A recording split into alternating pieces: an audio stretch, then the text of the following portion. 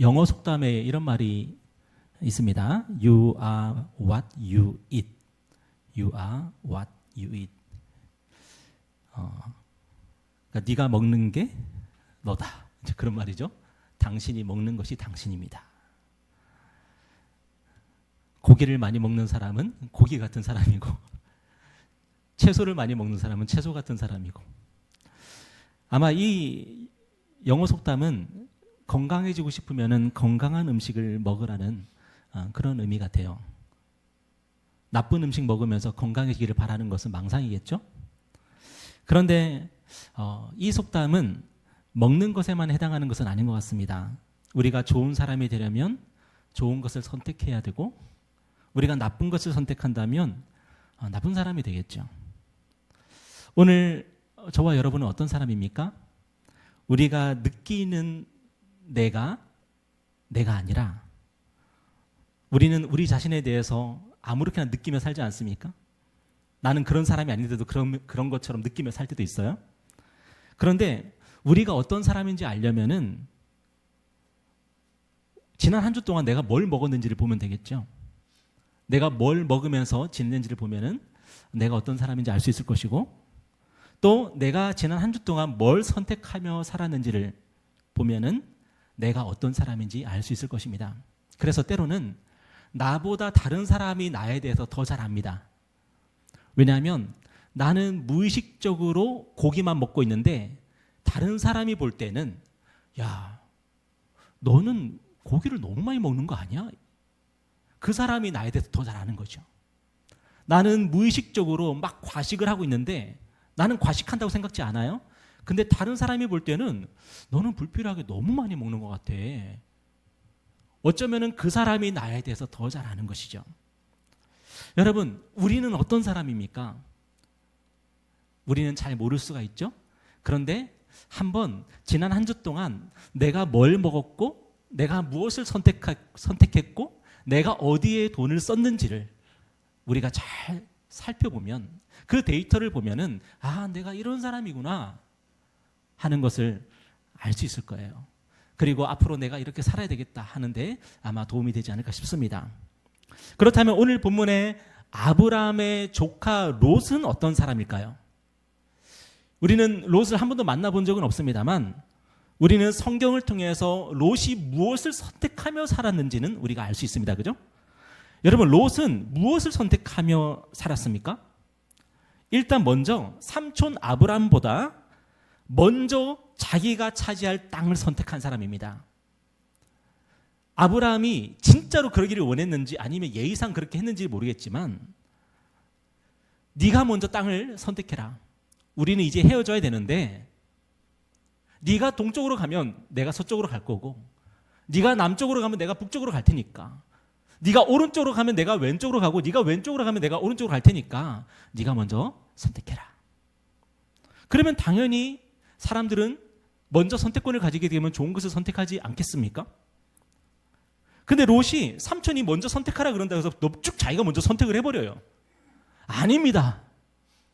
내가 어떻게 삼촌보다 먼저 땅을 선택할 수 있겠습니까? 삼촌이 보기에 좋은 거 먼저 선택하시고 그 다음에 제가 선택하겠습니다. 여러분, 절대로 그렇게 얘기하지 않았죠? 롯은 아브람보다 먼저 자기가 차지할 땅을 선택을 해버립니다.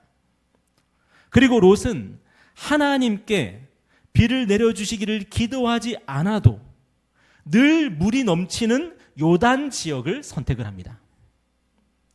그가 눈을 들어서 쫙 봤더니 저기 요단 지역은 요단 강이 흐르고 있기 때문에 그 땅은 조금 비옥해 보여요.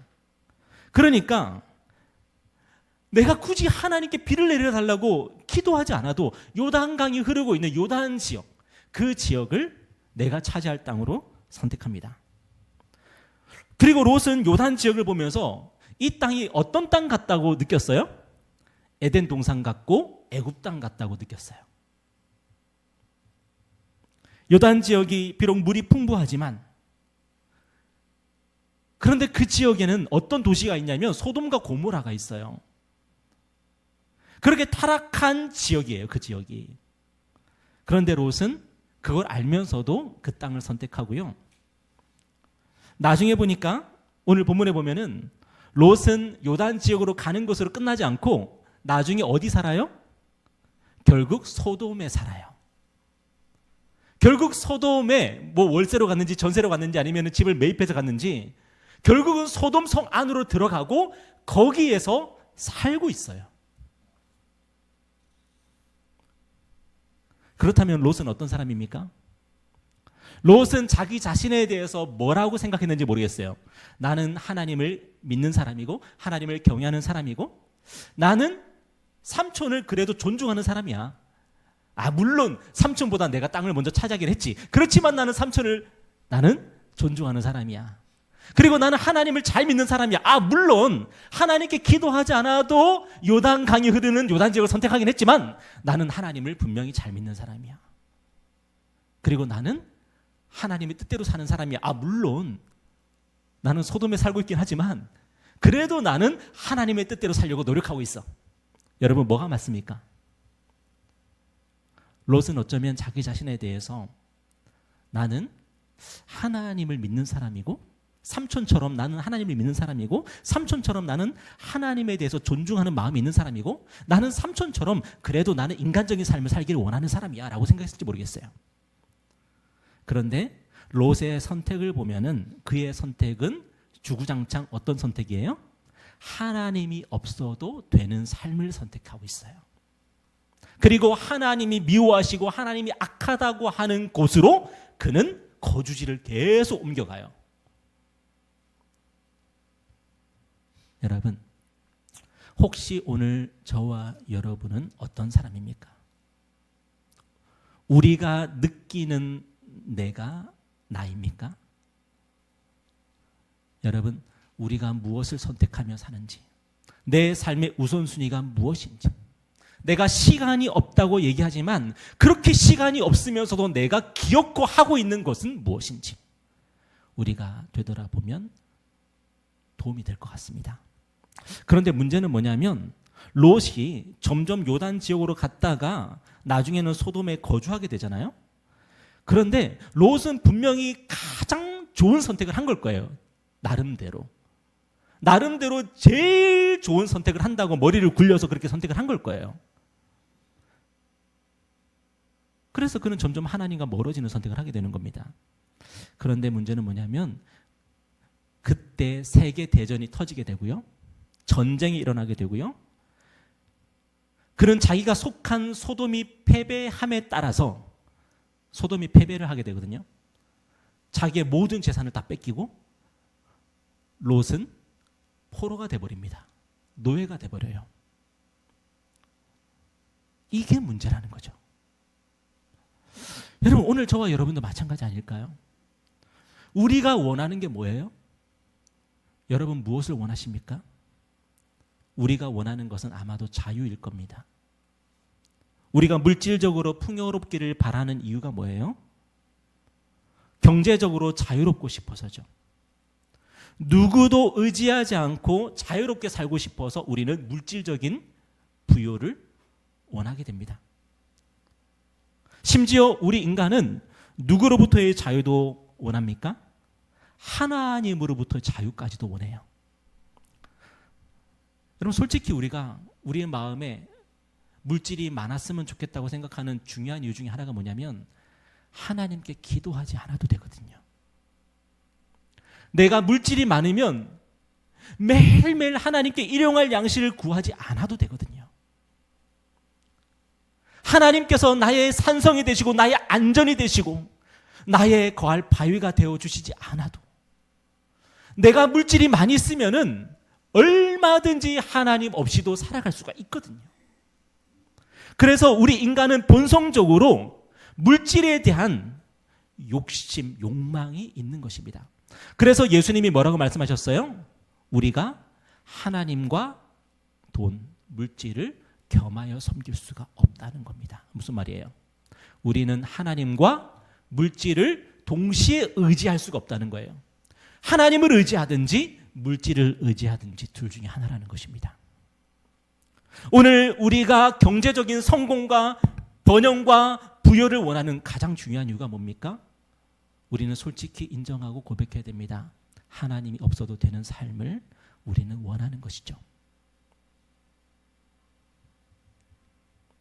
그래서 실제로 우리는 인생이 잘 풀린다 싶으면요, 하나님을 떠나든지 하나님을 잊어버립니다. 혹시 아니신 분 손 들어보십시오.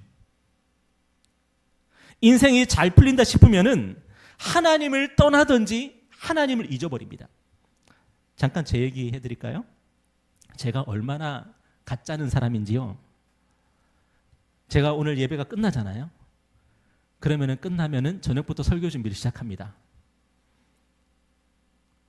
그런데 어떤 주에는 월요일이나 화요일쯤 되면은 설교 준비가 어느 정도 가닥이 잡힐 때가 있어요. 돼지가 딱 나오는 거죠. 그리고 이제 살만 붙이면 돼요. 그러면은 무슨 일이 일어난 줄 아십니까? 제가 기도를 안 하게 됩니다. 정말 희한한 일이 일어납니다. 요단강을 발견한 거예요, 제가. 그런데 어떤 날은 금요일, 토요일까지 이게 설교 준비가 끝나질 않아요. 헤매고 있어요. 어떤 때는 준비한 내용을 다 엎어버리고 새로 시작할 때가 있어요.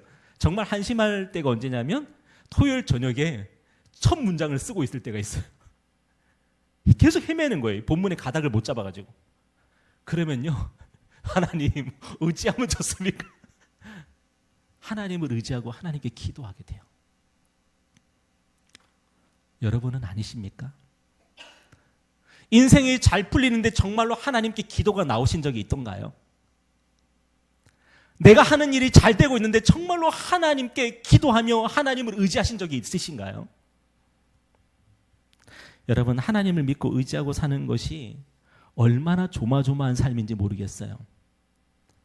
하나님께서 매일 만나를 내려주시기를 바라면서 사는 것이 얼마나 긴장되고 마음 쫄리는 일인지 모르겠어요. 믿음으로 산다는 것은 그 삶을 살아내는 것입니다. 그런데 그게 너무너무 피곤하고 힘들어요. 매일매일 하나님을 의지하고 산다는 것은 쉽지는 않습니다. 그런데 문제는 우리가 자유를 위해서, 심지어 사람으로부터의 자유가 아니라 하나님으로부터의 자유를 위해서 세상을 선택하게 되고 세상의 성공과 쾌락을 선택하면 그때 우리는 무슨 일이 벌어집니까? 세상이 우리를 그때부터 가만히 내버려 두지를 않습니다. 세상이 우리를 포로로 만들고 노예로 만들어 버립니다. 이게 비극이에요. 저도 하나님을 의지하고 사는 삶이 쉽지 않거든요. 그래서 세상을 선택하고 세상의 방법을 선택하면요, 반드시 세상은 그것을 그냥 넘어가지 않습니다. 너 내 도움 받았잖아 라고 나옵니다. 이게 비극이에요. 사람들은 부모님에게 마음의 빚이 있습니다. 우리는 태어나게 해주신 것도 부모님이고 우리를 길러주신 것도 부모님이고 우리에게 수많은 혜택을 그저 베풀어 주신 것도 부모님입니다.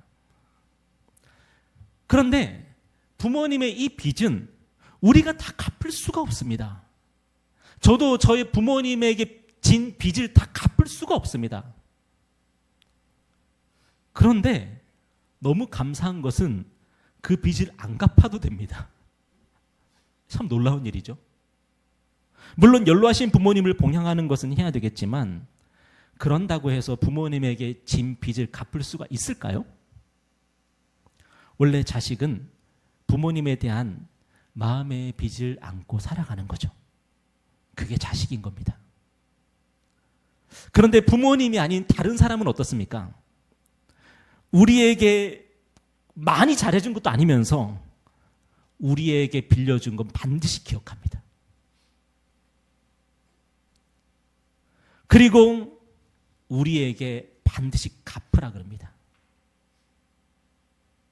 안 갚으면 어떻게 돼요? 그 관계 깨지죠. 이게 하나님과 세상의 차이입니다. 우리는 태어나서 지금까지 하나님께 수없는 빚을 졌습니다. 우리는 그렇게 살 수밖에 없었고 또 그렇게 살아야 되는 겁니다. 하나님께서 우리에게 공기를 주셨지 않습니까? 태어나면서 지금까지 하나님께서 우리에게 무상으로 베푸신 공기를 우리는 마시면서 살았습니다. 여러분, 그거 갚을 수 있습니까? 그런데 문제는 뭐냐면 우리가 하나님으로부터 독립하려고 한다는 것입니다. 하나님께 빚지지 않고 살아가려고 한다는 것입니다. 그래서 하나님께 빚지지 않고 살고 독립하기 위해서 우리가 선택하는 게 뭡니까? 세상을 선택하는 것입니다. 소돔을 선택하는 것입니다. 세상에게 빚지고 세상에게 혜택을 입으면서 살려고 합니다. 세상의 도움을 받으려고 합니다. 세상에 우리의 삶의 기반을 마련하려고 합니다. 소돔에 이주해서 소돔에서 살면서 그곳에서 문명을 누리며 문화를 누리며 잘 먹고 잘 살려고 합니다. 그런데 우리가 반드시 기억해야 될 것이 무엇이죠? 세상은 우리가 진 빚을 잊지 않는다는 것입니다. 세상은 우리에게 은혜롭지 않습니다. 세상은 우리의 부모님이 아니기 때문입니다. 세상은 우리와 거래를 하려고 하는 거지 우리를 사랑하는 게 아닙니다. 그렇기 때문에 신앙생활이란 뭐죠?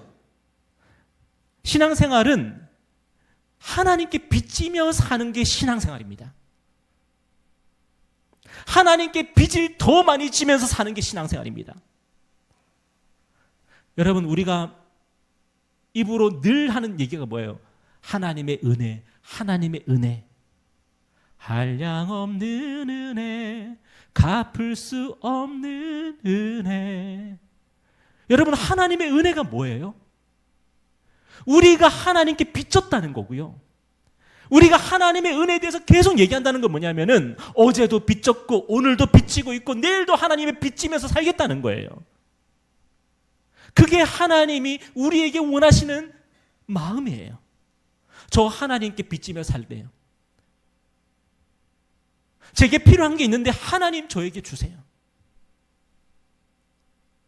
그리고 하나님께서 우리에게 베푸신 모든 은혜에 대해서 하나님 감사합니다.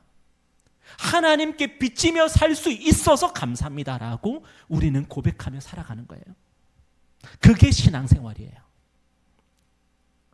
그런데 우리 마음에 있는 이 죄악은 자꾸만 우리를 어떻게 만들어요? 하나님께 빚지는 인생이 아니라 세상에 빚지고 싶고 세상에 의탁하고 싶고 세상에 확실한 교두보를 만들어두고 싶은 그런 마음으로 자꾸만 우리를 이끌어가요. 그런데 중요한 건 뭐예요? 세상은 우리의 빚을 탕감해 주지 않습니다. 반드시 우리에게 갚으라고 한다는 것입니다. 그래서 우리는 노예가 되는 것이고 포로가 되는 것입니다. 여러분, 오늘 저와 여러분이 힘들어하고 고통스러워하는 게 뭐죠? 하나님이 만드신 겁니까? 아니면 세상에서 그렇게 된 것입니까? 우리가 지금 힘들어하고 고통스러워하고 있는 모든 것은 우리가 세상에게 원했던 그것 때문이죠. 내가 세상에서 되고 싶었던 그것 때문에 고통스러운 거고 내가 세상에서 얻기를 원했던 그것 때문에 우리가 포로가 되어 있는 거죠. 저는 다음 주일에 부모님 댁에 가거든요. 어머니께서 생신을 맞으시는데 이번에 생신이 칠순이세요. 요즘엔 칠순잔치를 안 하니까 잔치는 안 할 텐데 그래도 맛있는 거 같이 먹고 오려고 합니다. 근데 저는 가끔 부모님께 연락을 드리지도 않고 내려갈 때가 있어요.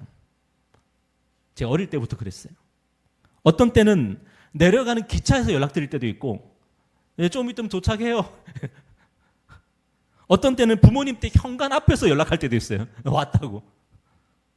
그러면 부모님이 어떻게 하실까요? 무례하다고 하실까요? 무례하다고 하지 않으시고 깜짝 놀라면서 반가워하십니다. 만약 제가 다른 분한테 그렇게 하면 어떻게 될까요? 다른 분 집 현관 앞에서 연락드리면서 제가 왔다고.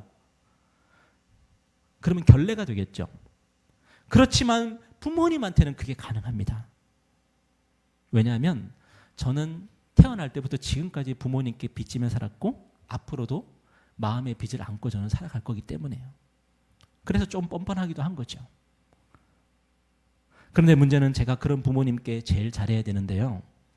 다른 사람들에게 잘하려고 노력하는 것 반의 반도 부모님께 신경을 못 써드리는 것 같아요. 부모님이 가장 고마운 분인데 다른 사람들에게는 작은 것에도 고마워하면서 부모님께 받은 그 빚에 대해서는 별로 고마워하지 않는 것 같아요. 또 그게 자식인가 싶습니다. 저는. 하나님이 바로 그런 분 아닐까요? 하나님은 마치 공기 같은 분입니다. 늘 우리와 함께 하시고 우리에게 은혜를 베푸십니다. 그런데 우리는 하나님께 별로 고마워하지 않고 오히려 하나님으로부터 독립하고 싶어 합니다. 자유롭고 싶어 합니다. 그래서 간절히 매일매일 기도해야만 하는 삶보다는 기도하지 않아도 여유롭게 살아갈 수 있는 그 삶이 최고의 삶이라고 우리는 생각하는 것 같아요. 여러분, 그런데 이 세상 그 누가 우리가 결례를 범하는데도 기뻐해 주겠습니까? 우리는 평생 하나님께 결례를 범했고 하나님을 무시하며 살았습니다. 그러나 하나님은 그런 우리를 늘 용서해 오셨고 우리에게 은혜와 사랑을 베풀어 주십니다. 제자들이 우리 주님께 물었습니다. 도대체 몇 번 용서해 주면 됩니까? 예수님 자꾸만 용서하라 용서하라 그렇게 하시는데 몇 번 용서해 주면 됩니까? 70번에 7번이라도 용서해라. 왜요? 하나님이 우리에게 그렇게 하고 계시니까. 무한한 용서로 우리와의 관계를 맺고 계시기 때문이죠. 그래서 오늘 저와 여러분이 해야 할 일이 뭐죠? 우리의 마음을 지키기 위해서, 우리의 삶을 지키기 위해서 저와 여러분이 반드시 해야 되는 게 있습니다. 우리 지난 주일에 뭐 해야 된다고 배웠어요? 경배해야 된다 그랬죠. 똑같습니다. 여러분, 하나님을 찬송하십시오. 하나님을 찬송하십시오. 여러분 살기 위해서 그렇게 하십시오. 오늘 본문을 보면은 아브라함은요, 롯이 전쟁 포로가 되었다는 소식을 듣고 주변의 이웃들과 연합군을 편성합니다. 아브라함이 주변 사람들한테 잘한 것 같아요. 그러니까 정작 필요할 때 동맹이 생기는 거예요. 그리고 기습 작전을 펼쳐서 롯을 구출합니다. 그런데 여기서부터가 중요해요. 아브라함이 싸워서 이겼다는 게 오늘 본문의 핵심이 아닙니다. 그 다음인데요. 뭐냐면 아브라함은 지금 어떤 존재가 되었습니까? 전쟁 영웅이 되었습니다. 만약 지금 중동에서 일어나고 있는 전쟁의 문제를 해결하는 사람이 있다면 그 사람은 세계적으로 영웅이 되지 않겠습니까? 근데 오늘 본문의 아브라함이 바로 그런 존재입니다. 그는 전쟁에서 승리했고요. 노예와 포로가 되었던 사람들을 구출해냈습니다. 영웅이고 생명의 은인이고 나라를 살린 구국의 영웅입니다. 그런데 아브라함이 전쟁에서 승리하고 돌아오니까 아브라함을 두 사람이 맞이하는데요. 한 사람은 소돔 왕이고 다른 한 사람은 살렘 왕 멜기세덱이라는 사람입니다. 오늘 17절 18절에 보니까 우리 다 같이 한번 읽어보겠습니다. 시작. 아브라함이 그돌라오멜과 그와 함께한 왕들을 처부수고 돌아올 때에 소돔 왕이 사회 골짜기 곧 왕의 골짜기로 나와 그를 영접하였고 살렘 왕 멜기세덱이 떡과 포도주를 가지고 나왔으니 그는 지극히 높으신 하나님의 제사장이었더라. 여러분, 소돔 왕은 어떤 사람이에요? 소돔 왕은 지금 아브라함을 만나서 뭘 하고 있어요? 아브라함을 지켜 세우고 아브라함에게 따봉하면서 지금 아브라함과 거래를 하려고 해요. 21절에 보면은 소돔 왕이 아브라함에게 이르되 사람은 내게 보내고 물품은 내가 가져라 그래요. 거래하자는 거예요. 지금 전쟁에서 이겼으니까 승리했으니까 너는 분명히 뭐 대가를 그래도 가져가야지? 당연한 거 아니겠어? 지금 전리품이 수많은 전리품. 여러분, 이 전리품 누구 겁니까? 소돔에 있던 것들이고 또 소돔과 함께 연합해서 동맹을 맺었던 그런 도시들의 것이잖아요. 그게 다 뺏겼단 말이에요. 근데 그걸 도로 찾아왔으니까 이 전리품은 사실 어떻게 보면 일단 돌려줘 해도 되는 거예요. 원래 우리 거니까. 그런데 전쟁에서 이긴 건 너니까 네가 다 가져가. 대신 사람들만 다시 보내줘. 지금 소돔 왕이 거래를 하는 거예요. 내가 내 거 달라고 안 할 테니까 너 다 가져가고 사람들만 돌려줘. 얼마나 달콤한 유혹이에요? 지금 아브라함이 갑자기 그 지역에서 가장 강력한 세력이 될 수 있는 기회가 생긴 거예요. 여러분이 잘 아는 것처럼 1차 대전, 2차 대전이 끝나고 어느 나라가 지금 세계에서 가장 강대국이 됐습니까? 미국 아닙니까? 그전에는 영국, 프랑스가 세계에서 가장 강한 나라였는데 1차 대전, 2차 대전이 끝나고 미국이 초강대국이 됐죠. 아브라함이 지금 그런 기회를 잡은 거예요. 그런데 살레망 멜기세덱은 아브라함에게 이런 제안을 합니다. 오늘 19절, 20절 한번 읽어볼까요? 시작. 그가 아브라함에게 축복하여 이르되 천지의 주제요 지극히 높으신 하나님이여 아브라함에게 복을 주옵소서. 너희 대적을 내 손에 붙이신 지극히 높으신 하나님을 찬송할지로다 하며 아브라함이 그 얻은 것에서 10분의 1을 멜기세덱에게 주었더라. 지금 소돔왕은 아브라함을 영웅이라고 치켜 세우면서 아브라함과 거래를 합니다. 사람은 나한테 보내고 나머지 모든 전리품은 내가 너 줄게. 됐지? 오케이? 지금 미국하고 이란하고 지금 거래를 하고 있잖아요. 그런데 아브라함에게 또 다른 제안이 있어요. 어떤 제안이 있어요? 멜기세덱이라는 사람이 아브라함을 축복하는 거예요. 그리고 뭐라 그래요? 지극히 높으신 하나님, 하나님이 아브라함에게 복을 주십시오. 19절 다시 한번 보세요. 멜기세덱 그가 아브라함에게 축복하여 이르되 천지의 주제시요 지극히 높으신 하나님이여 아브라함에게 복을 주옵소서. 소돔왕은 어떻게 아브라함에게 복을 주려고 해요? 전리품은 네가 가져라. 얼마나 현실적이에요. 지금 당장 아브라함은 세계에서 가장 초강대국이 될 수 있는 기회를 잡는 거예요. 그런데 멜기세덱은 그렇게 하지 않습니다. 멜기세덱은 어떻게 하냐면 하나님께서 아브라함에게 복을 주십시오 그래요. 그리고 20절에 보니까 멜기세덱이 아브라함에게 우리 같이 이거 하자 그래요. 뭐 하자? 너희 대적을 내 손에 붙이신 지극히 높으신 하나님을 찬송하자. 하나님을 찬양하자. 지금 전리품을 가질 때가 아니고 소돔왕과 거래할 때가 아니고 너는 하나님께 복을 받아야 되고 지금 너는 너에게 승리를 주신 하나님을 찬양해야 된다.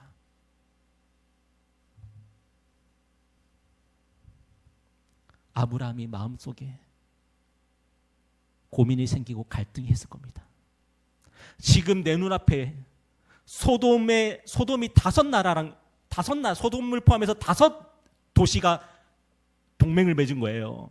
여러분 5도시가 전쟁에서 진 거예요. 그리고 5도시에서 전리품이 나온 거예요. 어마어마한 전리품이에요. 이거 지금 아브라함이 다 가져가면요 5도시보다는 적어도 강대국이 될 수 있는 거예요. 요단 지역 아브라함이 차지할 수 있는 거예요. 아브라함의 마음 가운데 엄청난 갈등이 있었을 겁니다. 이거 받아 마라. 이거 받아야 될까? 말아야 될까? 그런데요, 여러분, 저같이 부족한 목사의 말도 여러분 가끔씩은 들을 필요가 있습니다. 제사장 멜기세덱이 뭐라 그래요? 하나님을 찬양합시다. 당신은 하나님께 복을 받아야 될 사람입니다. 여러분, 그러자 아브라함이 뭐라고 고백합니까? 우리 22절, 23절 한번 읽어보겠습니다. 시작. 아브라함이 소돔 왕에게 이르되 천지의 주제시여 지극히 높으신 하나님 여호와께 내가 손을 들어 맹세하노니 내 말이 내가 아브라함으로 치부하게 하였다 할까 하여 내게 속한 것은 실 한 오락이나 들매끈 한 가닥도 내가 가지지 아니하리라. 여러분, 아브라함이 그 마음 가운데 얼마나 큰 고민이 생겼을까요? 얼마나 그 마음에 갈등이 있었을까요? 그런데 그가 오늘 무엇을 선택합니까? 멜기세덱의 말처럼 나는 하나님께 복을 받겠다. 그리고 나는 이 시간 내가 영웅이 되는 것이 아니라 내가 승리했다고 선전하는 것이 아니라 하나님을 찬양하겠다. 나를 이기게 하신 분은 하나님이시다. 그렇게 고백하며 나아가는 거예요.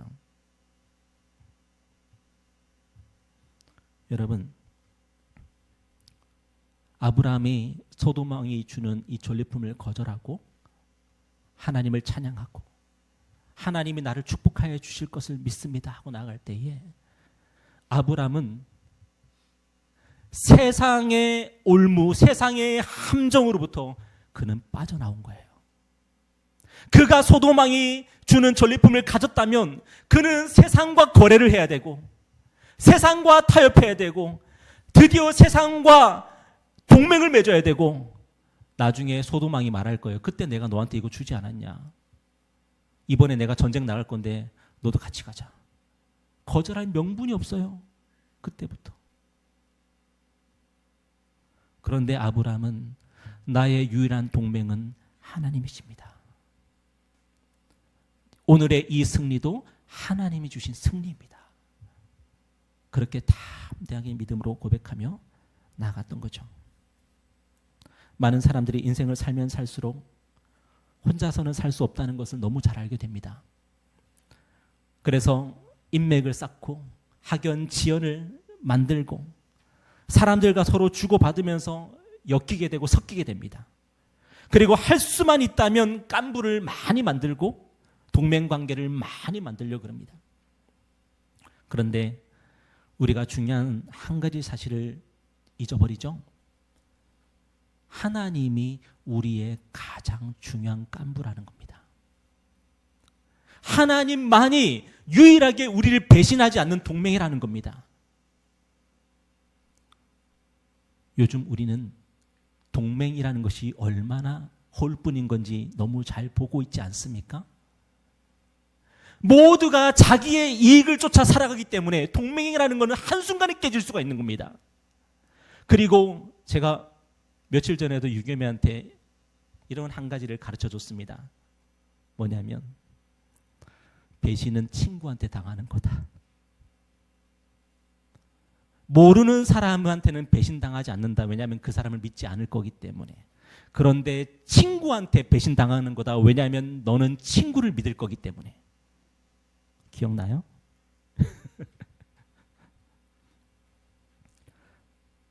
여러분, 아브라함은 하나님이 아니라 소돔 왕을 믿을 뻔했습니다.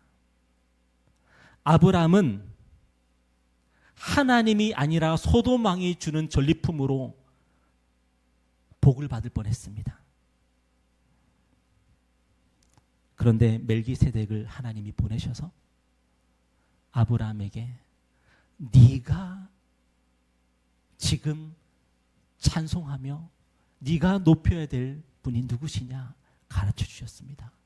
그리고 너에게 복을 주시고 너에게 승리를 주시는 분은 누구시냐 하나님이 다시 한번 가르쳐 주셨습니다. 우리는 세상이 주는 기회는 반드시 잡아야 된다고 생각을 합니다. 저도 그렇고 여러분도 그렇고 이 시험을 꼭 당하더라고요. 내가 뭘 원하고 있었는데 갑자기 그게 나한테 딱 주어진 거예요. 그러면 대부분의 사람들이 그걸 잡아버려요. 근데 한 가지를 우리가 더 생각해야 돼요. 이거 하나님이 주시는 걸까? 그리고 하나님이 기뻐하는 걸까?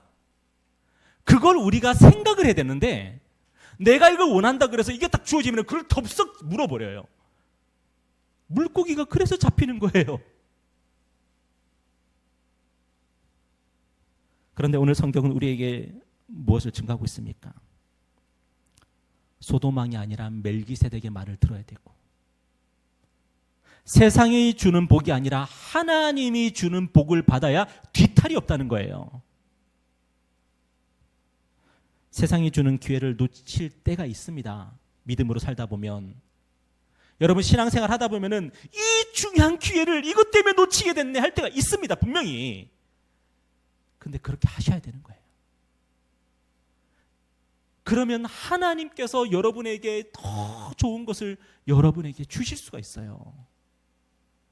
이게 안 돼요. 이게. 그래서 우리가 아직까지 훈련을 받고 있는 거예요. 덥석덥석 물어버리니까.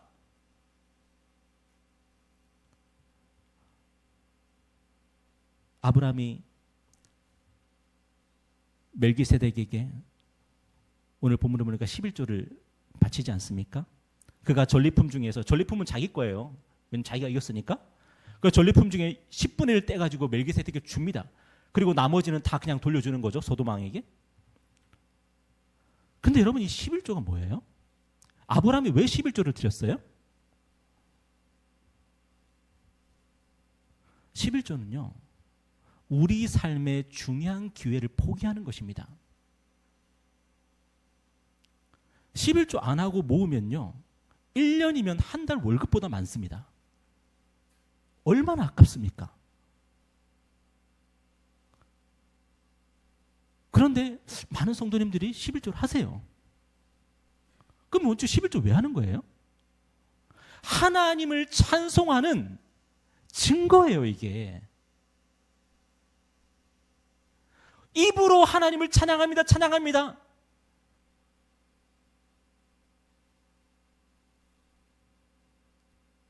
근데 우리가 11조를 통해서 입으로는 다 할 수 없는 우리의 진심을 표현하는 거예요.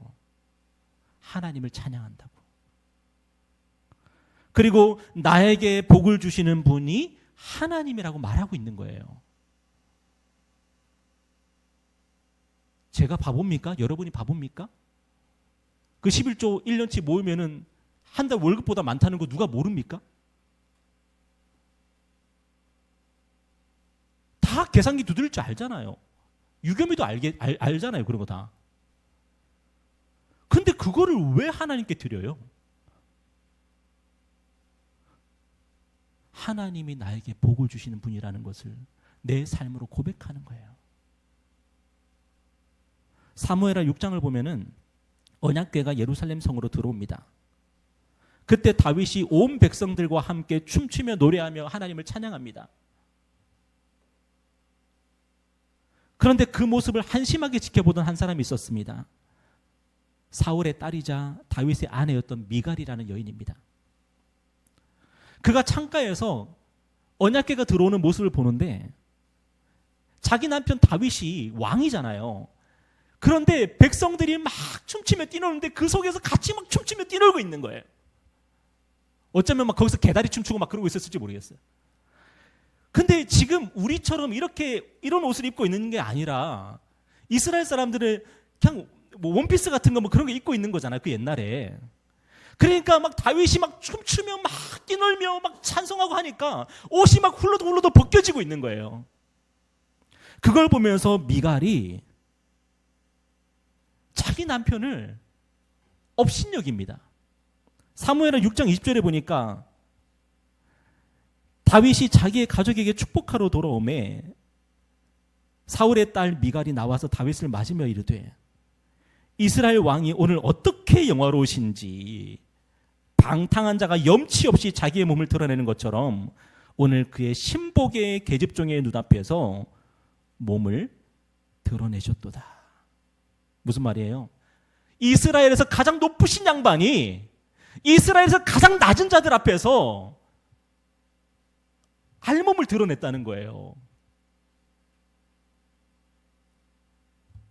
미갈이 볼 때 다윗은 쓸데없는 짓을 한 거고요. 경거망동을 한 거고요.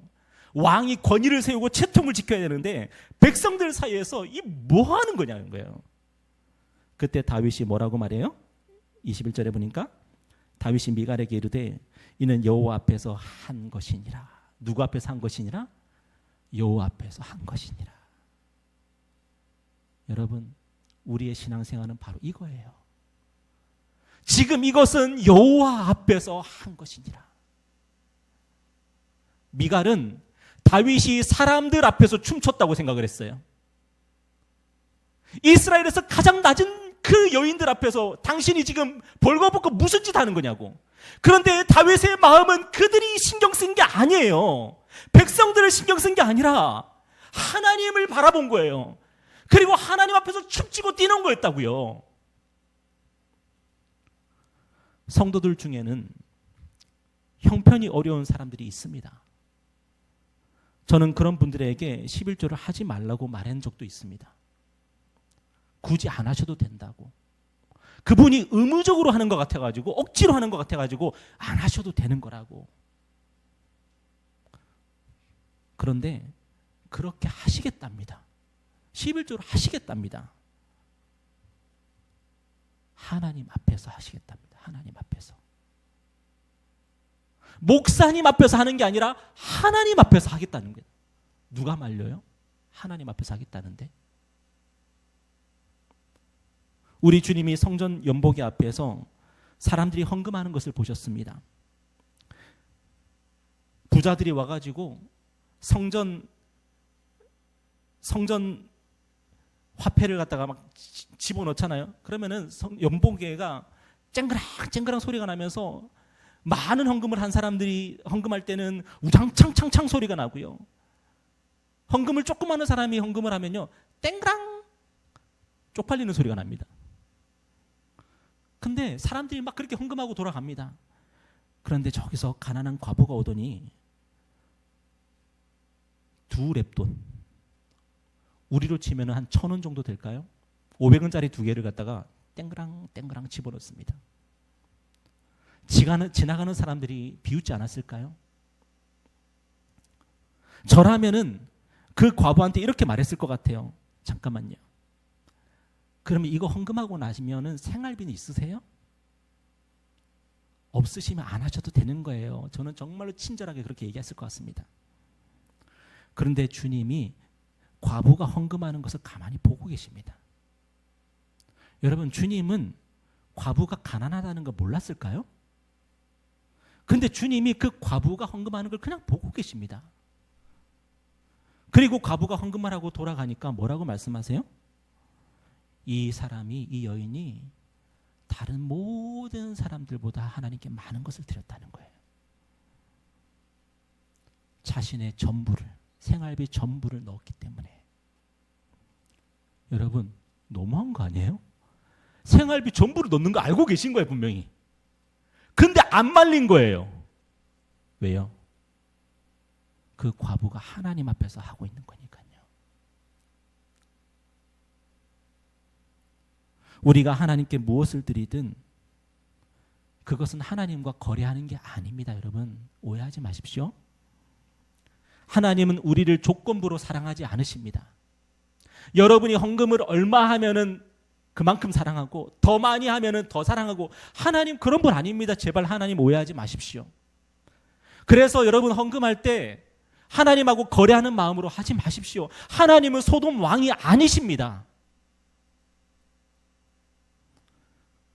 그런데 우리가 하나님을 사랑하면요, 하나님 앞에서 뛰놀고 싶어집니다. 춤추며 노래하고 싶어집니다. 옷이 벗겨져도요, 내가 하나님 앞에서 하고 있으면 그게 신경 쓰이지 않는 겁니다. 그리고 하나님은 우리를 사랑하시기 때문에요, 그걸 받으시는 겁니다. 우리 예수님, 과부가 생활비 전부를 넣는 거 알고 계십니다. 그런데 그걸 말리지 않고 받으시는 겁니다. 왜냐하면 사랑은 그런 거니까요. 지난 금요일에 중학교 1학년 학원 아이들 중에 중학교 1학년 아이 2명이, 남자 아이들 2명이 저에게 과자 봉지를 쑥 내밀면서 드세요 그러더라고요. 제가 평소에 안 먹는 과자예요. 근데 아이가 각각 자기 손에 들려있는 과자 봉지를 각각 내밀더라고요.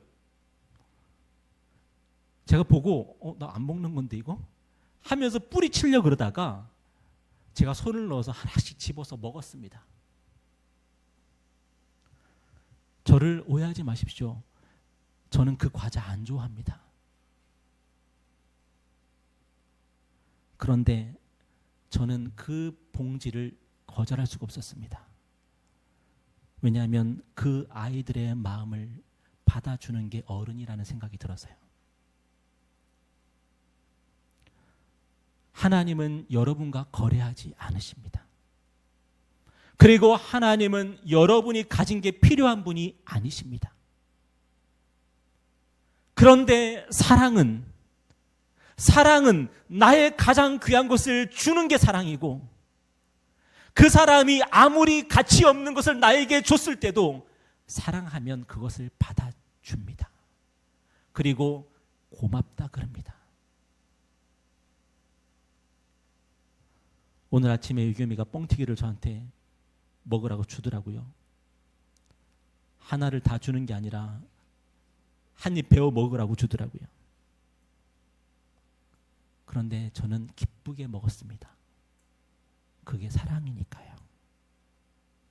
여러분, 오늘 이 한 가지만 기억했으면 좋겠습니다. 저와 여러분의 평생에 소돔 왕이 우리의 하나님이 되게 하지 마십시오.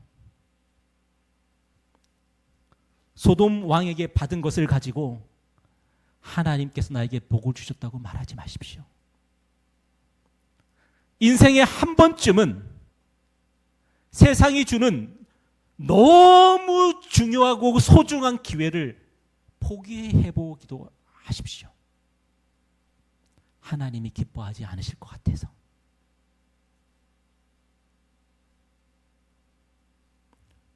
하늘과 땅을 창조하시고 우리를 위해 아들을 아끼지 않고 내어주신 분이 우리가 믿는 하나님이십니다.